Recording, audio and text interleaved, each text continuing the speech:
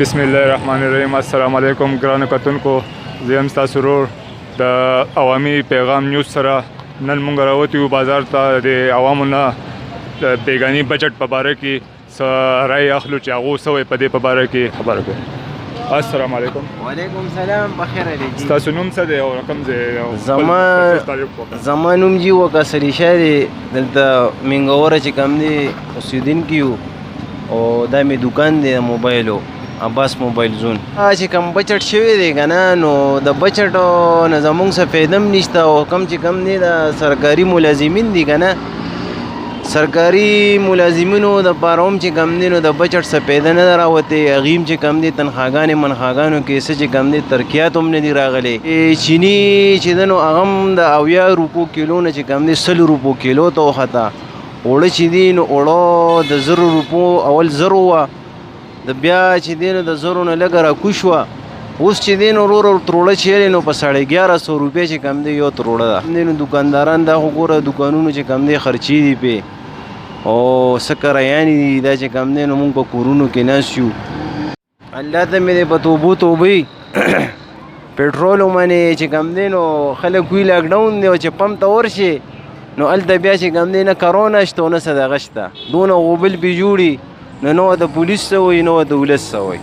او چې مونږ نیم شټر کولو کو نو بس پولیس په هم راختئ او د پاسه چې کوم دی نو ګوره لکه څه لاکډاون دی، څه کارونه نشته، چې کوم دی ټرانسپورټ د ټولو نه چې کوم دی نو لکه ټرانسپورټ بند دي. نو په دوکانونو باندې هم ډېر غټ او په بازار هم ډېر غټ اثر پرېوځي که نه. دا خو ګوره لکه دونه سخت حالات دی چې کوم دی نو لارو کوڅو ته چې کوم امداد دی ورولي که نه، کومه پیسې چې ورولي هغه دوی له پکار دي چې کوم دی چې دا کم دوکانونه بند دي، دوکاندارانو سره څه هیلپ وکړي او کم بېروزګاره خلک دي چې کم دی نو هغوی سره څه هیلپ امداد وکړي. نو دغه پکار دي جي. تاسو خپل مختصر تعریف وکړئ او بیګانۍ چې کم بجټ شوی دی په دې په باره کې تاسو څه وایئ؟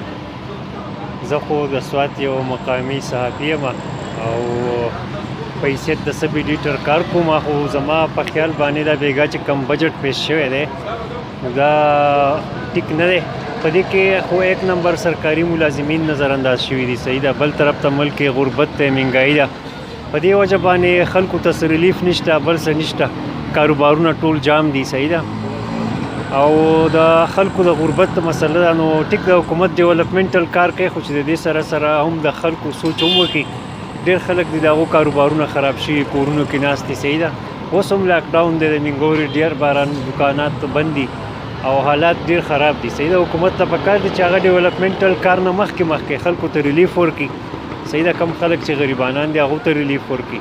دا کم بجټ چې پیش شوی دی په دې باندې نظرثاني وکړي.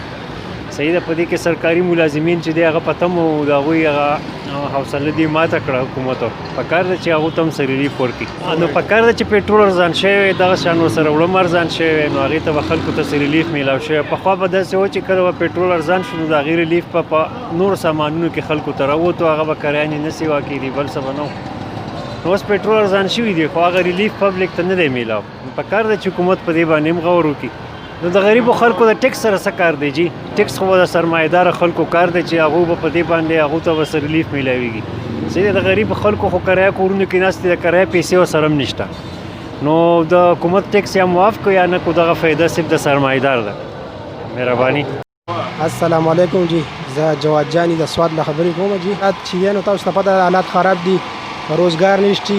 صحیح ده. او کاروبارونه هر یو کس کاروبارونه خراب شوي دي جی.